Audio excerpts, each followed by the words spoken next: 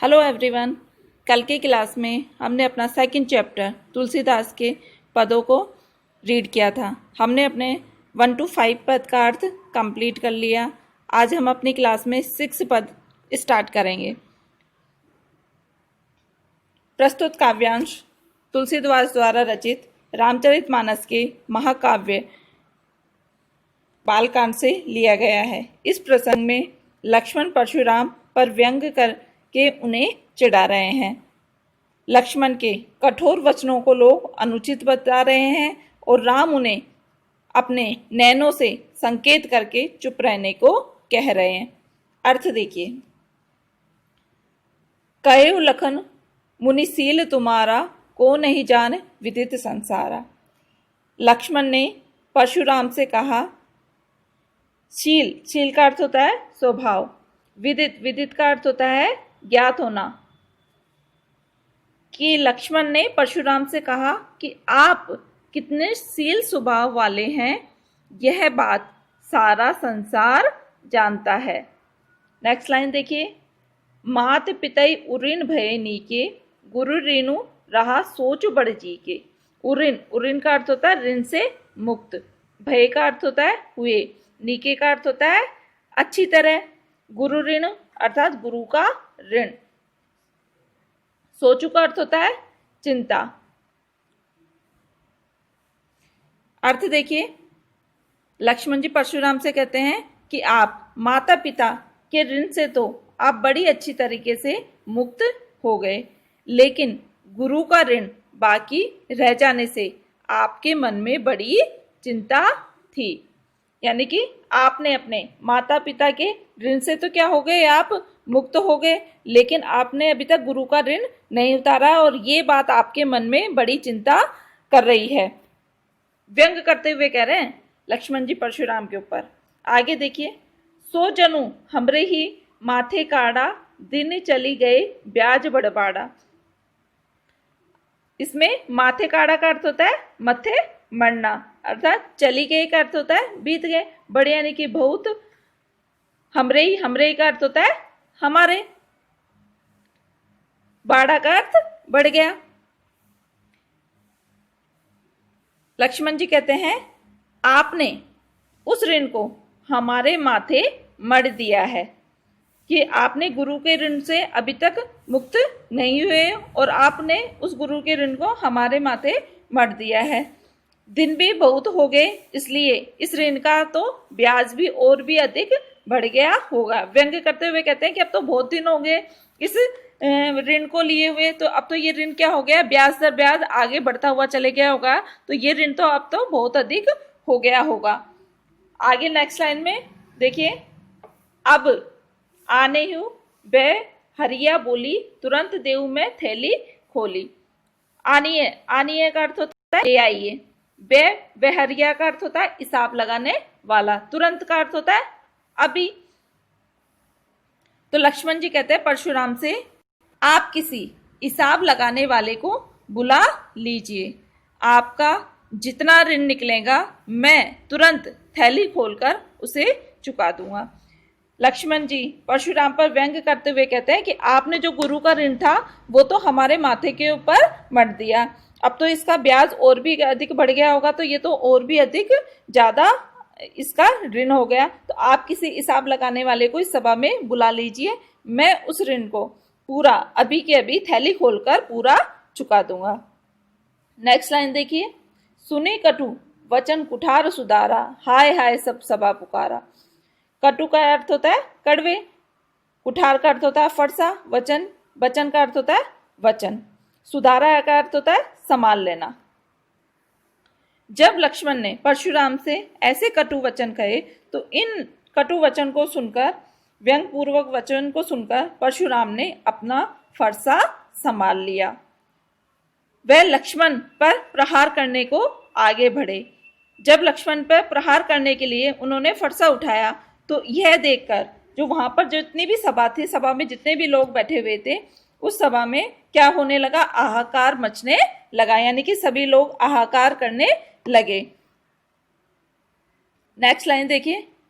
भृगु पर परसु दिखावे मोही, विप्र विचारी भजो नप द्रोही। नृपद्रोही का अर्थ होता है राजाओं या क्षत्रियों से द्वेष रखने वाला।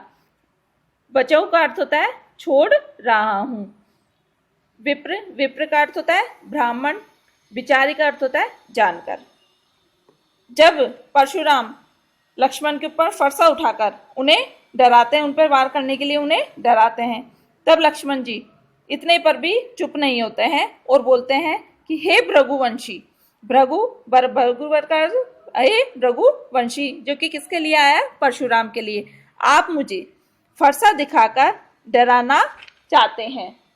अरे क्षत्रियों के शत्रु, आप ब्राह्मण हैं, इसलिए मैं आपसे युद्ध करने से बच रहा हूं।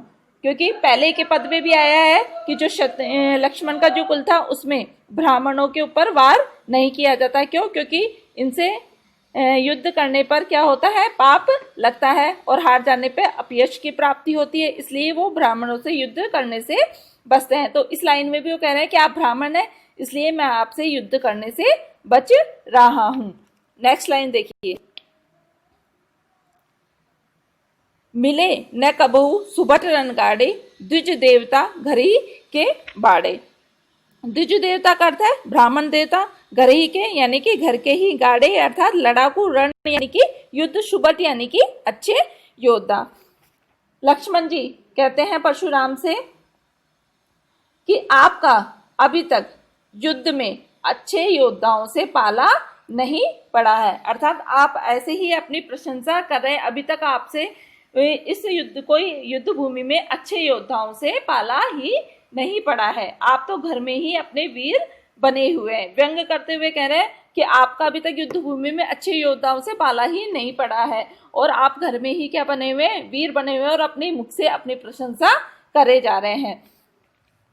अनुचित कई सब लोग पुकारे, रघुपति से नहीं लखनऊ नेवारे। नेवारे का अर्थ होता है रोकना या मना करना।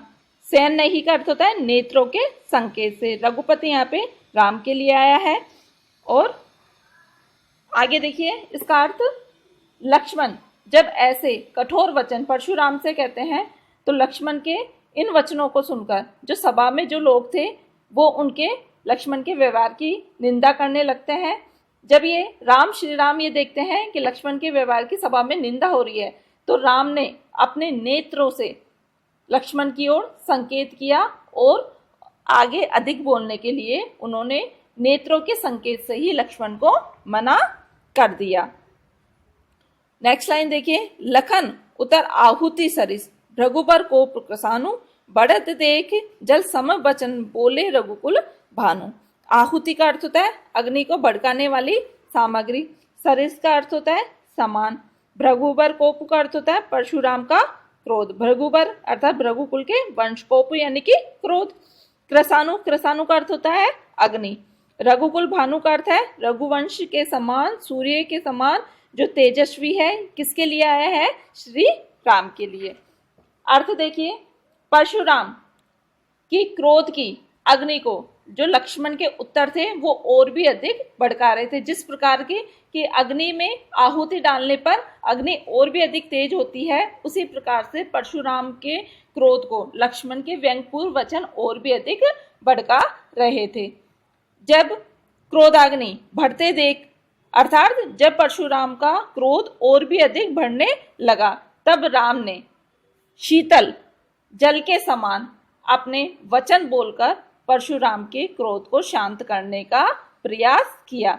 अर्थात जब परशुराम का क्रोध और भी अधिक बढ़ने लगा और लक्ष्मण उन पर लगातार व्यंग करते जा रहे थे तो उनका क्रोध और अधिक बढ़ता गया। यह देखकर राम ने अपने शीतल वचन से परशुराम के क्रोध को शांत करने का प्रयास किया। यह हुआ हमारा इसका अर्थ कंप्लीट। जो प्रस्तुत काव्यांश है, इस काव्यांश में कवि ने अवधी भाषा का प्रयोग किया है। चंद छोपाई और दोहा छंद है। वीर रस तथा रोद रस का प्रयोग इस काव्यांश के अंतर्गत हुआ है।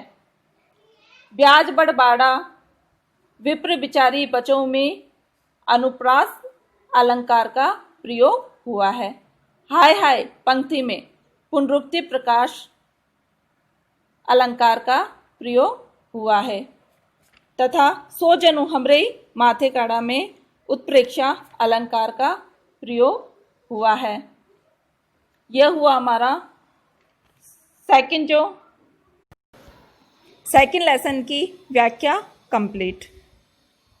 1 to 6 जो पद है उनका अर्थ हमने कंप्लीट कर लिया है। कल की क्लास में हम इसके क्वेश्चन आंसर स्टार्ट करेंगे। Thank you.